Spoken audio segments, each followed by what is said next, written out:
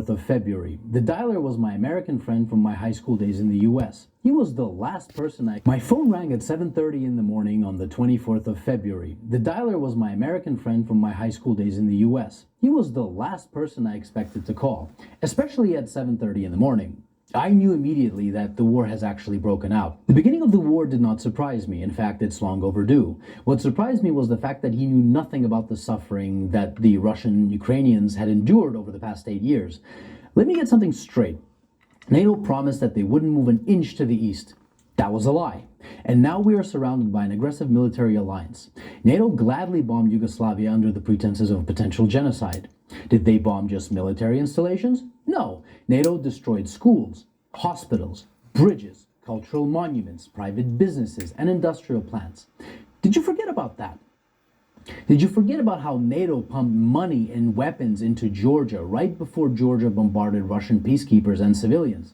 Of course you did, because your media doesn't want you to know. Did you forget how yet another territory was ripped away from Serbia? Do you not remember Kosovo? Did you protest then? I bet you didn't, and I bet you didn't even care. Did you forget the invasion of Libya? If you're in Europe, you can't forget. Thousands of migrants are your daily reminder of what your governments did to that country. Did you protest the illegal invasion of Syria by Turkey in the US? I bet you didn't. Do you care about Saudi Arabia starving Yemen? I bet you don't. Do you care, or did you care, about the illegal invasion of Iraq and Afghanistan under false pretenses? What, they aren't people to you? Why haven't you been vocal against the murder of children and civilians at Iraqi and Afghani weddings by American bombardment? Ah, that's right. They're brown people. They're probably worth less to you. Where were your crocodile tears when Kiev started bombarding Ukrainian Russians in the east simply for doing the exact same thing as the Ukrainians did in the west, was to get rid of a corrupt government? Where were your crocodile tears when Kiev shut off electricity and water to Crimea? Where was your Save the Ukrainian People when 48 civilian anti-Maidan Ukrainian protesters were rounded into a Union trade house and burned alive, whilst those who tried to escape the fiery hell were beaten and shot? Do you by any chance know who the Madonna of Gorlovka is? Do you know what the Alley of Angels memorial is? Let me give you a hint. People engraved into that memorial aren't alive, and they are not adults. Did you shed even one digital virtue signaling tear when the children at the children's beach in Zagreb were purposefully bombed by the Ukrainian military using illegal cluster bombs? I bet you didn't. But that's okay.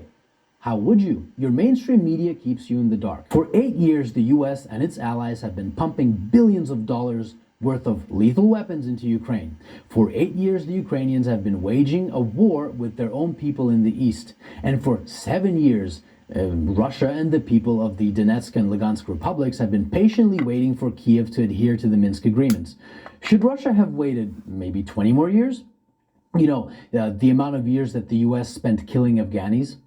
So whilst leaders like Boris Johnson, Joe Biden, Emmanuel Macron, Olaf Scholz, and Ursula von der Leyen have been virtue signaling about the poor Ukrainians, they have been robbing the Ukrainians of their dignity, making their economy run on loans from the IMF, and basically robbing them of their future. And Russia is to blame when we were their primary trading partner? The West pushed Russia into a corner.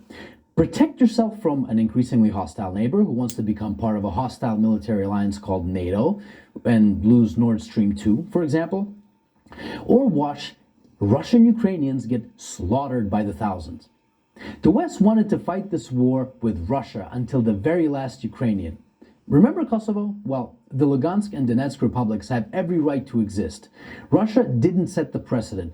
Your leaders did when they recognized Kosovo. And final food for thought. Why was there no bombardment of innocent civilians in Crimea, even though it's closer to Kiev than Donetsk is? I'll give you a hint. The actual Russian military was there, protecting the people. Here's another. The Ukrainian army has been fighting this invisible Russian army for 8 years now in the east, according to your mainstream media. Why then did the Ukrainian army collapse within 24 hours when fighting the actual Russian military? And since it did, what do you think your tax dollars were doing in Ukraine? That's right. Your tax dollars were used by Ukrainians in the West to kill Ukrainians in the East, and you didn't give a flying fuck about it. So if you haven't been following this conflict from day one, and now you put the blue and yellow flag on your photo, wipe away your crocodile tears, please, and find out why your governments have been supporting those who have made a Nazi criminal, Stepan Bandera, their national war hero. Don't expect a good result from pushing a bear and a dragon into a corner. And definitely don't be surprised when that bear and that dragon begin pushing back. So if you haven't been crying for the collectively millions of dead Iraqis, Afghanis, Syrians, Libyans, Yugoslavians, and East Ukrainians these past 20 years, but you're crying crocodile tears for Ukrainian military installations, wipe them away and think about what your governments have been doing and what they're still doing. And I hope that this 8-year story of a war started by a criminal Ukrainian government against its own people can finally come to an end, and Ukrainians and Russians can finally live in peace.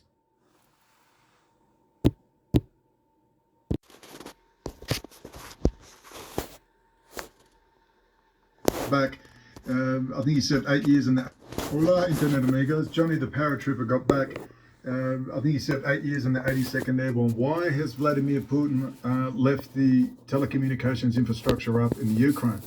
Now, I didn't buy his initial response. Not that I want to argue with someone who spent 8 years in 82nd Airborne and has some knowledge, professional knowledge, with his good friend Scout from AmericanPartisan.org, who's worked with SOCOM, Special Operations Command.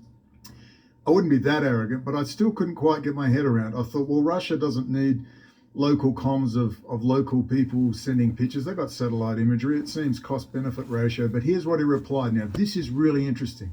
This makes real sense. Brendan, they are monitoring the data. Who says what?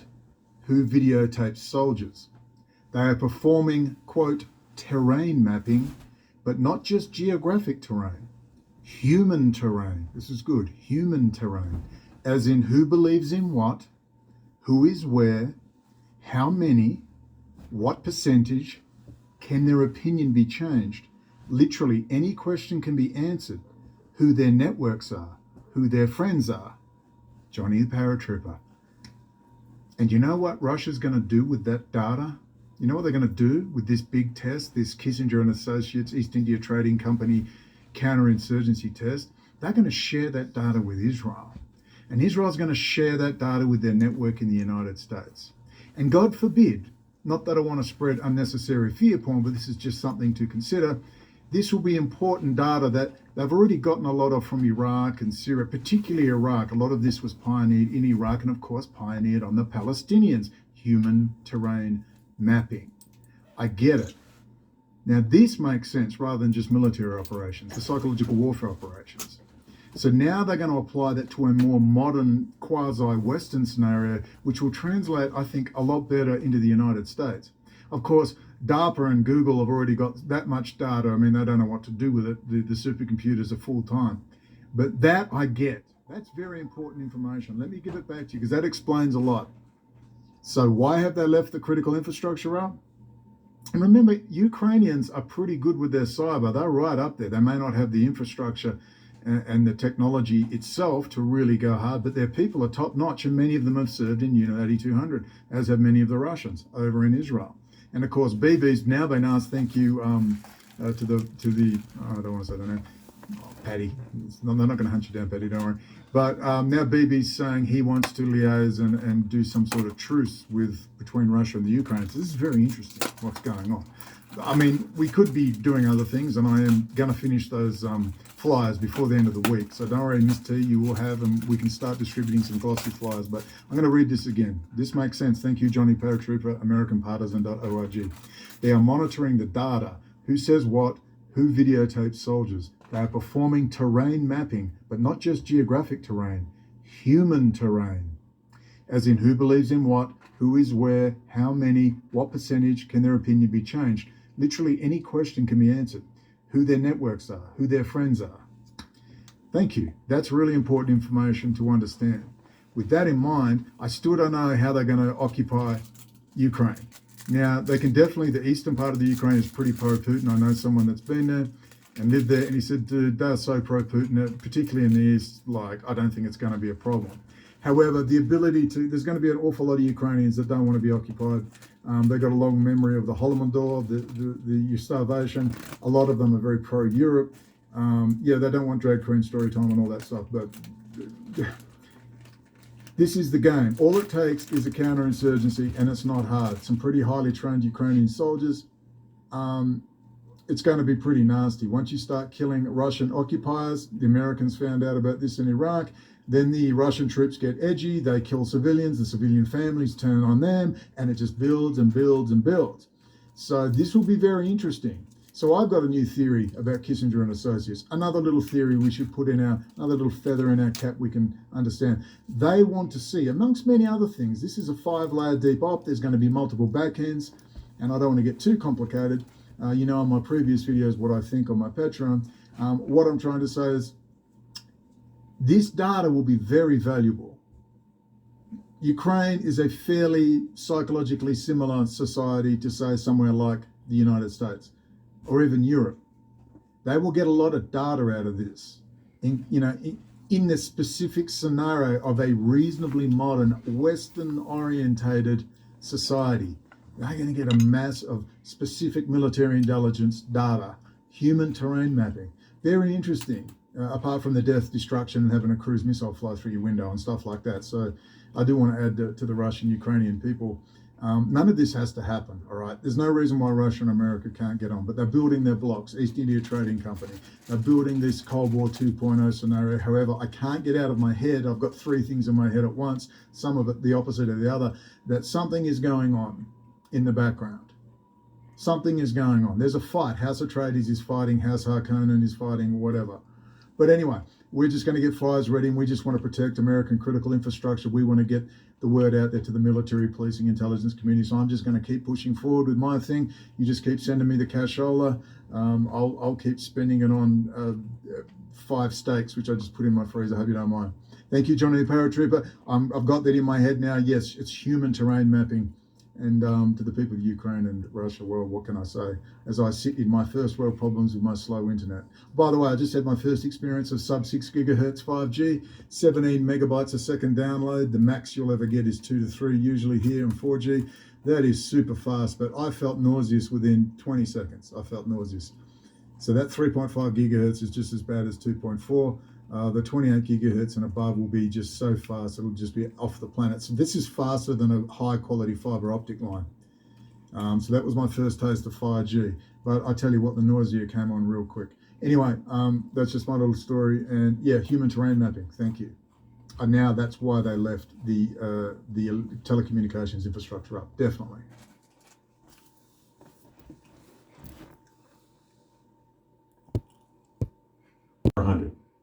Some of the victims.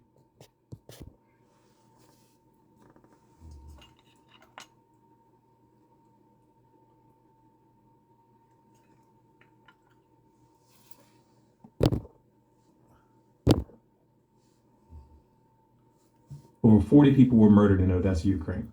Some eyewitnesses claim that the real number is over 100. Some of the victims were burned alive, others were strangled or beaten to death. A pregnant woman was among those killed. I'm not going to show the images of the dead bodies directly in this video because doing so would either get the video blocked or age restricted. In the description, you'll find a link to a page where you can view those images and videos if you're so inclined. I warn you though, they are truly horrific and should not be viewed in front of children. Now, the mainstream media and Western politicians have glossed over what happened that day.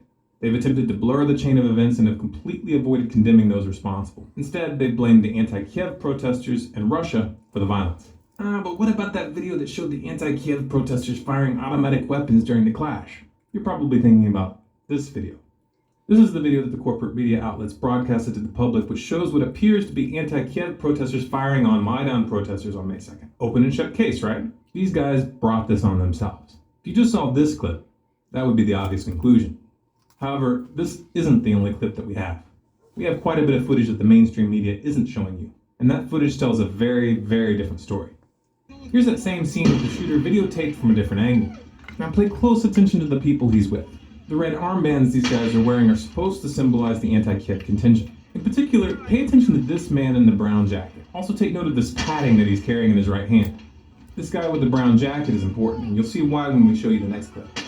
This next clip I'm going to show you first at normal speed, then we're going to slow it down and freeze frames to point out important details. Пострадал начальник милиции общественной безопасности Фучиджи. У него ранение в руку.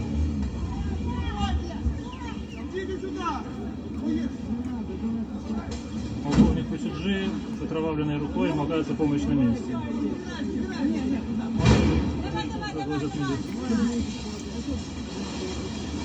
Now, if we freeze this frame, the man in the back of the ambulance that invites the police officer to get in looks an awful lot like the shooter. But this is a very brief scene and the image isn't clear enough to hang a case on it. However, what we see next is very clear. Remember the man with the brown suit and the odd padding that was in the contingent that was firing on the protesters? Here he is again, helping a police officer get into that ambulance, carrying that masked man.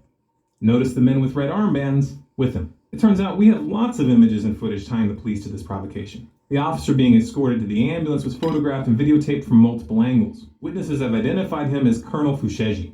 Here we see him and other police consulting with masked men who are presenting themselves as anti-Kiev protesters.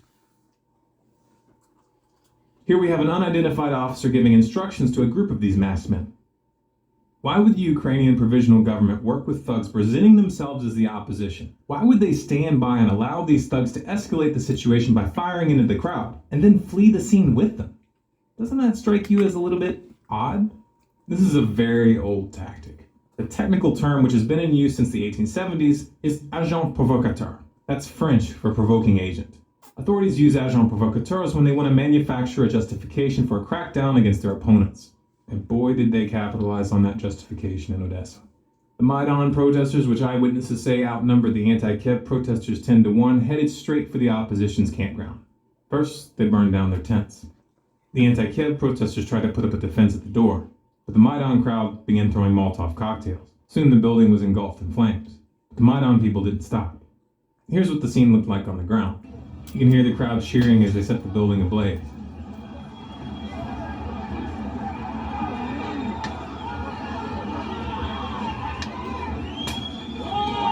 In the full version of the video, the Maidan can be seen beating those who try to escape. Here you can see a Maidan activist shooting at those trying to escape from the windows. There was a fire station less than a kilometer away, but they didn't intervene for hours. Why? Here's why. The Maidan crowd blockaded the fire truck and wouldn't let the firefighters operate. It's not unclear how the fire started, as the mainstream media has been trying to convince you, nor is it unclear who started the fire. Here we see a group of Maidan girls doing their part by filling up Molotov cocktails behind the scenes while the boys are busy using them to burn people alive. This wasn't a tragic accident. This was murder. One of the official YouTube channels for the Maidan, Euromaidan PR.